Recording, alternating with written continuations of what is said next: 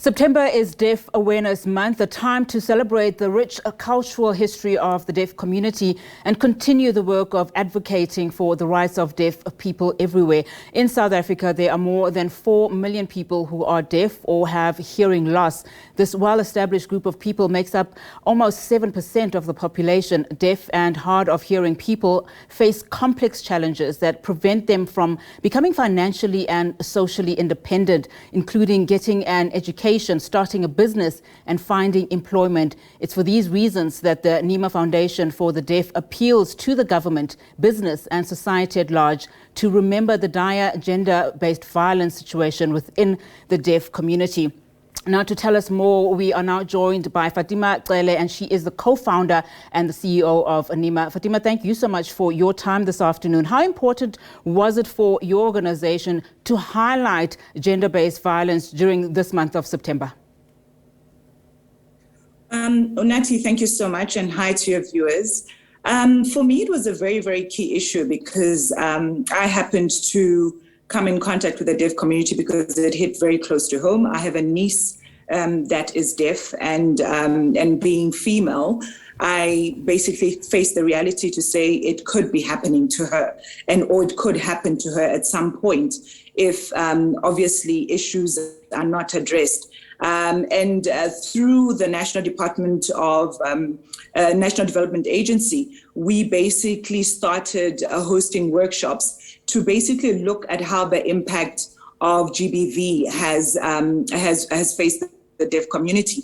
And to our surprise, when the stats came out and when they were talking about reporting has gone down, I can definitely put my hand up to say that percentage of reporting that has gone down is because 99% of deaf people don't report cases because the facilities are not accommodative in terms of assisting them. When they go to police stations, when they go to shelters, it's basically not set up to be able to accommodate a deaf woman in a situation like that. And when you look at the numbers, I mean, that we've just highlighted in the intro, saying that there are more than 4 million people who are deaf or have a hearing loss in this country, representing 7% or almost 7% of the South African population. And from the time that you've started, obviously highlighting just some of those concerns that you had and challenges, how far do you think we've moved the needle as a country just to highlight the plight of the deaf community in this country? Look, I can say that we still have a very long way to go. First of all, the fact that we're not even offering sign language as an alternative subject in hearing schools is already a challenge, because it's all good and definitely government has done good work by pushing and trying to recognize it as the 12th official language. But if the ordinary South African is not able to communicate in sign language, then it defeats the purpose, because those people need to be able to get into a police station or a clinic and get the services that you and I would naturally get. But also what people also don't understand is that there's something called deaf culture. So there's a particular way that deaf people communicate in terms of verbally, but also how they write their English. So, it goes into situations where even if when they write an affidavit, if the police officer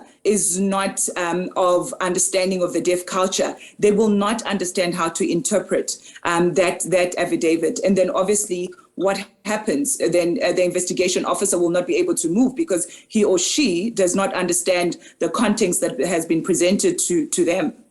So we've got a very long way to go. Now, let's talk about the role that you are particularly appealing, from government and civil society at large. Every year, for the past 6 years, your organization has been hosting the Silent Walk. I think it's the 6th year this year. It's a very symbolic walk where, no one, of course, is allowed to speak, which is why it's called the Silent Walk. Talk to me about the effect that walk is having, particularly as it comes to galvanizing the support of South Africans in this country. Well, the platform started to try and bring awareness to the deaf community, obviously in line with Deaf Awareness Month in September, is to bring a highlight to this particular community and to basically engage. So we invite a lot of hearing people to come and understand the culture, to come and understand the deaf community, because unfortunately, it's not something that only happens when you're born, or it's something that anybody could face. There are cases where people are born hearing, but they get, let's say, meningitis. There's been so many cases. They fall sick, they get meningitis, and one of the results of that is hearing loss. So automatically, when you find yourself in a situation, you then get counted as a deaf person or a hard of hearing. So it's something that can happen to anybody. And we felt that the Silent Walk is a platform that ideally will then bring awareness to this group of people, to understand their language, to understand that they just people like you and I, their bodies are moving, their hands are moving, they share the same desires, the same wants as us, and it's literally a platform to come and celebrate and acknowledge this particular community.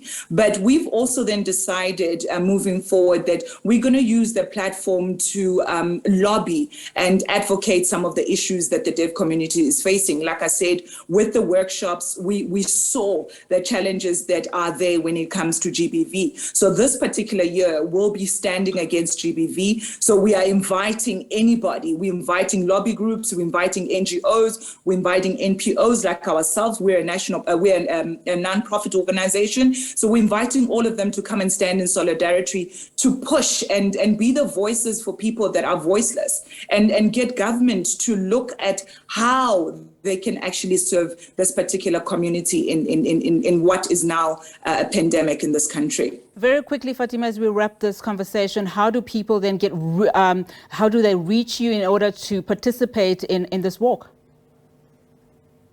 So basically, entries have opened on entry time. So it's www.entrytime.com. And the walk is taking place on the 17th of September at Marks Park in Johannesburg, in Marentia. So we're inviting everybody. Tickets are obviously limited, as we are also still trying to be mindful of the fact that there is still COVID. So we are limiting entries, but entries are open for families, whether it's your pet, whether it's your kid. Just come and experience this particular community, embrace them, and learn a sign or two during this month and on the day. Fatima, thank you so much for your time this afternoon. Really do appreciate it, and good luck to you.